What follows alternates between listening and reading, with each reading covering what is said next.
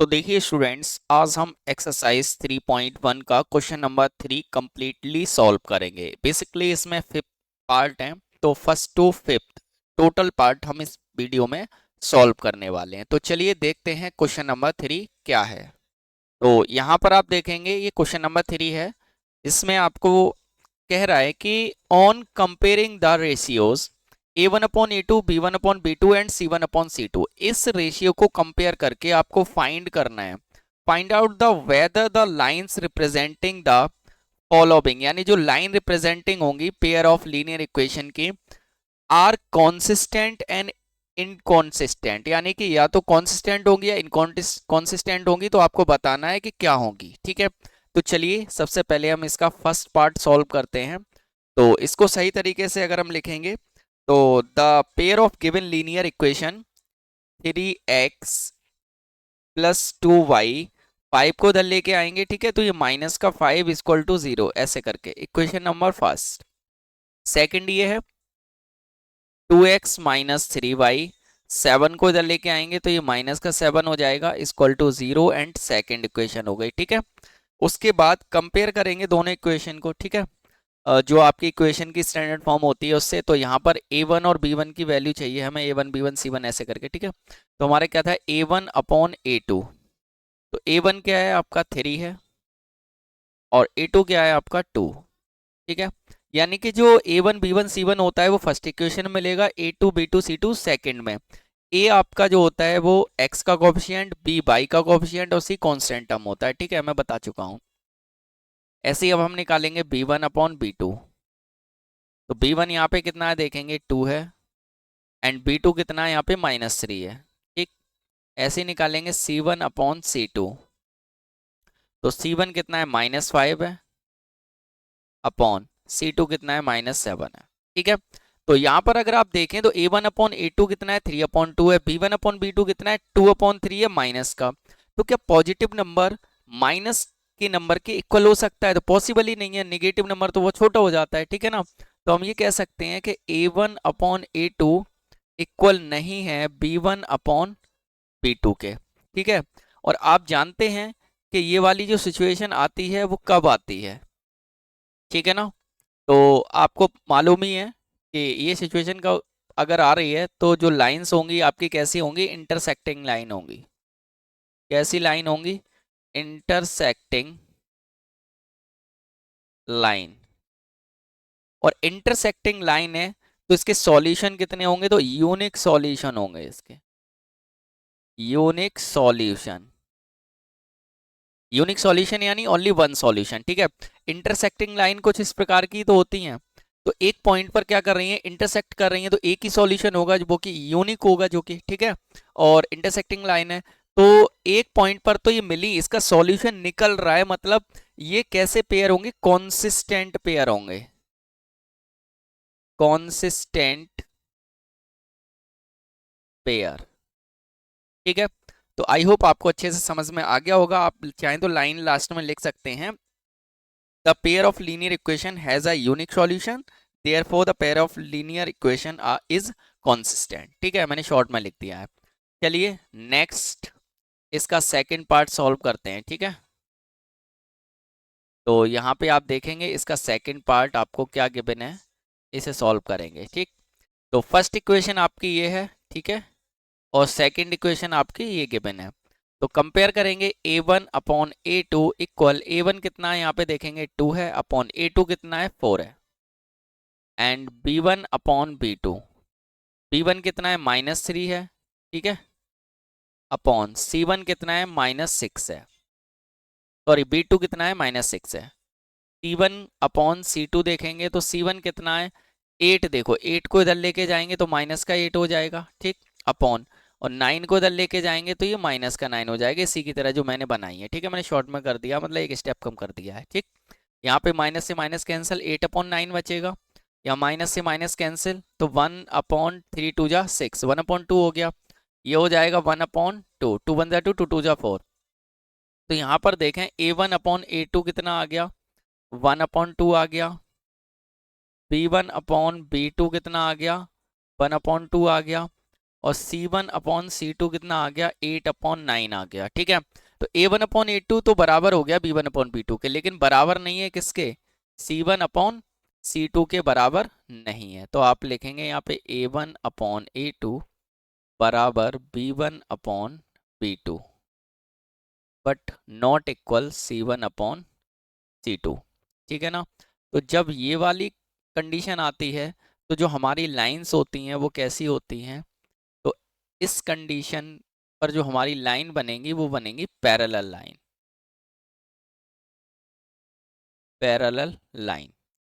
ठीक है, तो इसके कितने सॉल्यूशन होंगे, तो नो सॉल्यूशन, कोई भी सॉल्यूशन नहीं होगा। यानी कि पैरेलल लाइन आपकी कुछ इस प्रकार से चलती हैं ऐसे करके। ठीक है, तो एक भी सॉल्यूशन नहीं है, मिल ही नहीं रही है, तो इसका मतलब पेयर कैसे हो जाएंगे, इनकॉन्सिस्टेंट पेयर होंगे, इनकॉन्सिस्टेंट पेयर। ठीक है, आई होप आपको अच्छे से समझ में आ गया होगा। ठीक है ना। यहाँ पे आपसे केवल ये पूछा था कि इनकॉन्सिस्टेंट है या कॉन्सिस्टेंट है, मैंने तीनों चीजें बता दी यहाँ पे। ये इंटरसेक्टिंग लाइन है, ये पैरेलल लाइन है, ये यूनिक सॉल्यूशन इंटरसेक्टिंग है तो यूनिक वन सॉल्यूशन होता है, और पैरेलल का कोई सॉल्यूशन नहीं होता है। और यहाँ पर सॉल्यूशन के बेस पे ही हम पता कर पाएंगे कि कॉन्सिस्टेंट है या फिर इनकॉन्सिस्टेंट है। ठीक है ना। अगर सॉल्यूशन है तो कॉन्सिस्टेंट होता है आपका, और सॉल्यूशन नहीं है तो इनकॉन्सिस्टेंट होता है। ठीक है, चलिए नेक्स्ट सवाल देखते हैं इसका, थर्ड वाला पार्ट। यहाँ पे देखेंगे तो A1/A2 अगर हम करें तो A1 की वैल्यू कितनी है, 3/2। ठीक है, अच्छा है। अपॉन A2 की वैल्यू कितनी है, तो A2 यहाँ पे मिलेगा, ये फर्स्ट इक्वेशन है आपकी और ये वाली सेकंड इक्वेशन है। ठीक है ना। तो A2 कितना आया, 9। यहाँ पे इसके नीचे कुछ नहीं है तो 1 मान लेंगे, तो देखेंगे बाहर वालों की बाहर और अंदर वालों की अंदर, तो ये हो जाएगा 1 3 जा 3। ठीक है ना। अपॉन 3 2 जा कितना हो जाएगा, यहाँ पे 9 है, 9 2 जा कितना हो जाएगा, 18। ठीक है ना। ऐसे ही नेक्स्ट B1/B2। ठीक है, तो B1 कितना है यहाँ पे, 5/3 है, अपॉन B2 कितना है, -10। ठीक है ना। तो इसके नीचे 1 मानेंगे, बाहर वालों की बाहर अंदर वालों की अंदर, तो माइनस ये 5 हो जाएगा आपका। ठीक है, ये आपका 5 हो जाएगा, अपॉन 3 10 जा होता है 30, वो भी किसका, माइनस का। तो ये देखो पॉजिटिव नंबर आया है और ये वाला नेगेटिव नंबर आया है, तो ये दोनों बराबर नहीं हो सकते। इसका मतलब A1/A2 बराबर नहीं है B1/B2 के, ये दोनों क्या नहीं है, इक्वल नहीं है। ठीक है ना।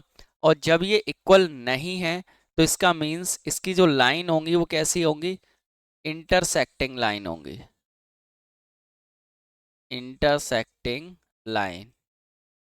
ठीक है, और नेक्स्ट चीज, इंटरसेक्टिंग लाइन है तो कितने सॉल्यूशन होंगे, ओनली वन सॉल्यूशन, या फिर बोल सकते हैं कि यूनिक सॉल्यूशन। ठीक है, यूनिक सॉल्यूशन। ठीक है, और यूनिक सॉल्यूशन है इंटरसेक्टिंग लाइन कुछ ऐसी होती हैं, एक सॉल्यूशन है मतलब कैसे पेयर होंगे, कॉन्सिस्टेंट पेयर, कॉन्सिस्टेंट पेयर होंगे। ठीक है, आई होप आपको अच्छे से क्लियर हो गया होगा। चलिए ये वाला सवाल सॉल्व करते हैं। ठीक है, फोर्थ पार्ट। तो ये वाला आपका इक्वेशन नंबर फर्स्ट है। ठीक है, और ये आपका इक्वेशन नंबर सेकंड है। सबसे पहले A1/A2 निकालेंगे। A1 कितना है देखेंगे, 5 है। ठीक है, और A2 कितना है यहाँ पे, -10 है। आपको पहले A1 B1 C1 की वैल्यू निकालनी है, फिर A2 B2 C2 की निकालनी है, लिखनी है, उसके बाद आपको वैल्यू पुट करनी है। ठीक है, तो मिस्टेक होने के चांस कम हो जाएंगे, लिखने का सही तरीका यही है। ठीक है, मैं आपको एकदम अच्छे से समझा रहा हूँ। ठीक है, सारी चीज़ें क्लियर हो रही हैं। ऐसे B1/B2 टाइम कम के चक्कर में मैं थोड़ा कम लिख रहा हूँ। ठीक है, तो यहाँ पर B1 कितना है, -3 है, और B2 कितना है, 6 है। ठीक है ना। तो यहाँ पर अगर आप देखेंगे तो 5 बन जा 5, 5 2 जा 10, माइनस का 1/2, 3 बन जा 3, 3 2 जा 6, माइनस का 1/2, इक्वल है। तो C1/C2 देखेंगे इसको उधर लेके जाओ 11 को, तो माइनस का 11 हो जाएगा अपॉन, इसको उधर लेके जाओ तो ये प्लस का 22 हो जाएगा। 11 बन जाए 11, 11 टू जा 22, -1/2। यानी A1 अपॉन A2 कितना आया, -1/2। B1 अपॉन B2 कितना आया, -1/2। और C1 अपॉन C2 कितना आया, -1/2। सभी बराबर हैं। इसका मतलब A1 अपॉन A2 इक्वल है B1 अपॉन B2 के, और इक्वल है C1 अपॉन C2 के। तो जब ये वाली कंडीशन आती है कि तीनों आपस में रेशियो बराबर हो जाए, तो जो पेयर होंगे वो कैसे होंगे और लाइन कैसी होंगी पहले तो, ठीक है ना। तो यहाँ पर अगर आप देखेंगे, इस कंडीशन में लाइन कैसी होती है, कोइंसिडेंट लाइन होती है।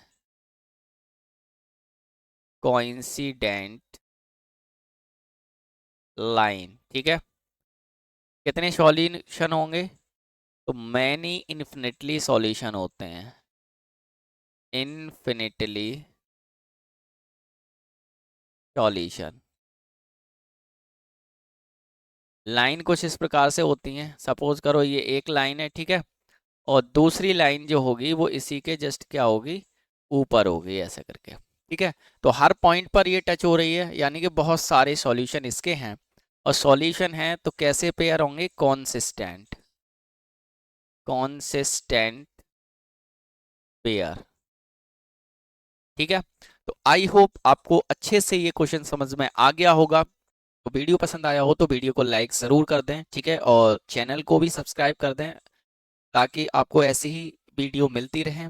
और बेल आइकन भी आप प्रेस कर दें ताकि आप उसका नोटिफिकेशन आप तक पहुंचता रहे। तो चलिए मिलते हैं आपसे नेक्स्ट वीडियो में नेक्स्ट क्वेश्चन के साथ। तब तक के लिए keep study and thank you so much.